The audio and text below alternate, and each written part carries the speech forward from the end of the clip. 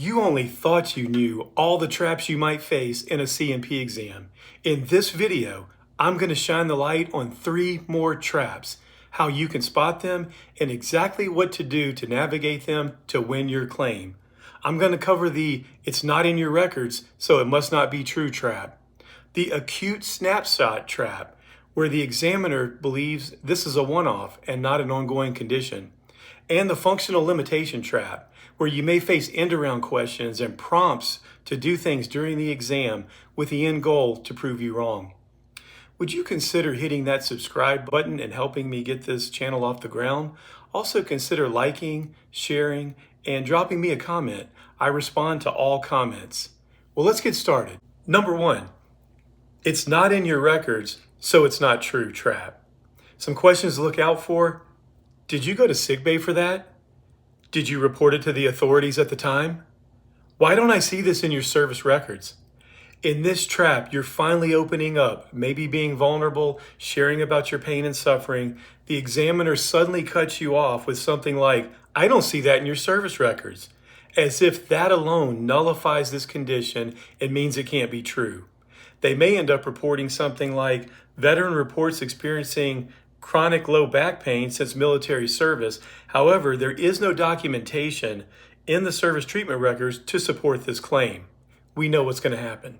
What I need to happen is I need this examiner to validate my claim, what really happened to me in service, and the results after. So they check at least as likely as not, hopefully more likely than not, a result of my military service.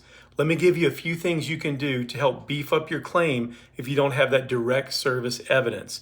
First of all, acknowledge the gap during the exam. Don't deny it or try to walk around it. You can say something like, "You're right. It's not in my treatment records because I kept it to myself during the service, and we were told not to go to sick bay. We were taught that was weakness. But I've got a lot of other evidence in my claim file to support this condition." And what kind of evidence is that? We want to stack the deck in our claim with some secondary evidence. Things like a personal statement in support of a claim, where you're going to write that statement, how you were before, what happened during service, and how you've been suffering ever since. Also, we're going to request buddy letters. People during our time of service who may have witnessed the in-service event and our condition before or after. We can also use lay witness statements, people who witnessed the in-service event or maybe they witnessed our condition after the in-service event, and they can write a statement. Also, and then the third thing is you can request your service records. It takes a little bit longer. I'm going to put a link in the description of all of these things, the buddy letters, lay witness statements, and also how to request your medical records from the National Archives. Now, it takes a good while to do it, but I have known veterans that have found things in their service records they didn't even know were there. Number 2, the acute snapshot trap. In the claim process, we have to know the difference between acute and chronic when it comes to our conditions. In my amateur understanding, acute means short-term, temporary, non-persistent. You basically had an episode of sinusitis, it was treated, you're fine, it's not an ongoing issue. And then there's chronic. That means it's ongoing, 3-6 months or more, persistent, long-lasting, needs a lot of treatment, causes a lot of pain and suffering in a lot of different ways.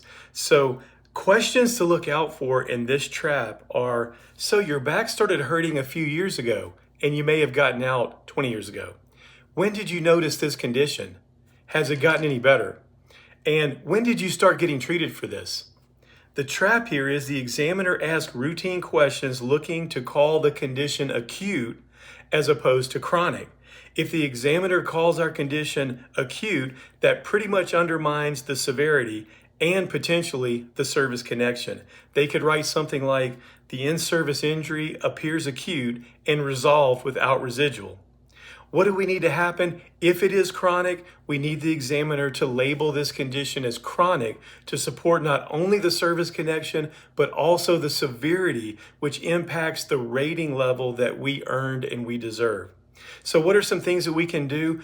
Emphasize the pattern of your conditions, not just one specific episode.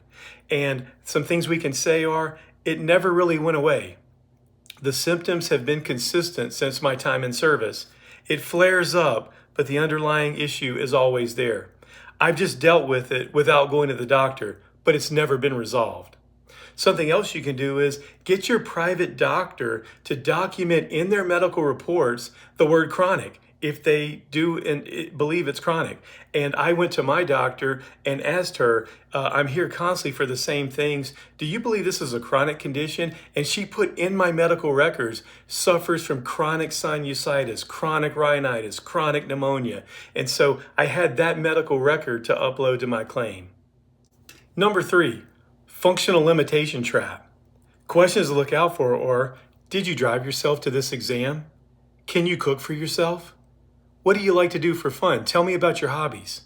The trap here is many examiners ask questions or give prompts during the exam where the veteran is unaware that they're using the responses and the actions to assess that veteran's functional limitations. For a back exam, one veteran mentioned to me he was asked to take his shirt off, and he felt like the examiner was monitoring him like a hawk, clearly to document his functional capability of taking his shirt off, how he did it, how he was able to do it. In another exam, a veteran mentioned to me that the examiner knocked the pencil off of her desk and asked if he could do her a favor and pick the pencil up during a back exam. In another instance for this trap, not using a goniometer for measurements of the range of motion. The VA requires that this instrument be used for back pain and other spinal related exams. And not only are they supposed to use it, they're also supposed to do forward, back, side bend testing and rotational testing. Another veteran reported to me that he felt he was surveilled at a veterans contractor site from getting out of the car in the parking lot based on some questions he was asked during the examination. Now, are we saying you should walk into the exam room different than you got out of your car? Absolutely not. But at the same point, one thing you need to be aware of is there very well could be surveillance. What do we need to happen? I need the examiner to record my actual functional limitations as they are, and to conduct the range of motion test with the goniometer in all aspects so that I can get the service connection and rating level that I've earned and I deserve. What are some things you can do? First of all, acknowledge what you can do functionally, but clarify your limitations, what it takes you to do that action, and what happens after. You can say, I did drive myself here, but I had excruciating pain in my back. I had to take medication, and I had to get here early so I could rest in the waiting room before coming into this exam. Also, after 15 minutes of walking, my knee swells and I have to sit for an hour. Also, answer representing your worst day and not your best day. You can say something like, on my worst days, I can't get out of bed for hours due to pain. The examiners are supposed to take into account flare-ups. Insist a goniometer is being used to measure not only bending forward, backward, and sideways, but also rotations. You can ask very respectfully, are you measuring with the VA protocol instrument? Then let them know exactly when the pain starts during any kind of testing for functional limitation. Would you please consider subscribing to my new channel to help me get it off the ground? And if you felt this video was valuable, would you consider liking it, sharing it with anyone that you think could benefit from it? And please drop me a comment. I respond to all comments. Well, thank you so much for watching all the way to the end, and I'll see you on the next video.